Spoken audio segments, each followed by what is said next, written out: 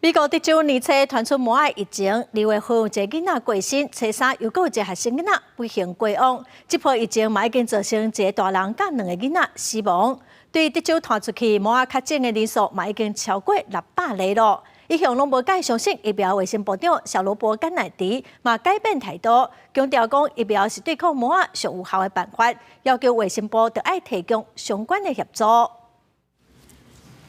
美国德州西部一名8岁查某囡仔因肺感染魔癌引起并发症，初3不治身亡，正做这波疫情第2名过身的儿童。这波疫情为年初以来已经造成2名学童甲1名大人身亡，超过600人确诊，其中499人为德州，大多数拢无注过疫苗。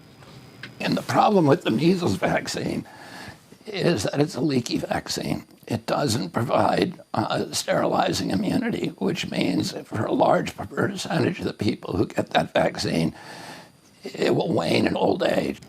对疫苗有怀疑的美国卫生部长小罗伯甘乃迪起初对疫情处理态度相对消极，也并无积极呼吁父母带囡仔去注疫苗。不过连续传出学童过身的消息，予伊改变立场。伊透过社群平台强调预防魔癌上有效的方式，自魔癌、猪头皮甲德国魔癌的 MMR 3合一疫苗，也会接受卫生单位提供防疫协助。小罗伯甘乃迪进前几摆对外表示，维他命 A 会当治疗魔癌，和医疗专家纠正，维他命 A 并不是人人适用。德州拉巴克儿童病院也收治几啊名魔癌病童，后来方诊断出是维他命 A 中毒。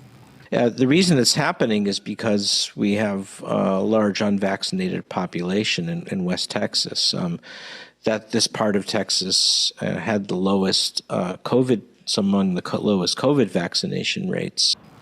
爆发魔癌的德州西部地区，因为民众宗教信仰的缘故，拒绝注疫苗，造成疫情真紧摊开。路易斯安那州共和党参议员，同时也是一名医生的卡西迪，过去捌批评小罗伯甘乃迪对疫苗抱持怀疑，且来伊透过社群发文强烈建议民众爱注疫苗，因为魔癌无治疗方法，也肯定小罗伯甘乃迪转向呼吁大众注疫苗。公司新闻刘淑芬编译。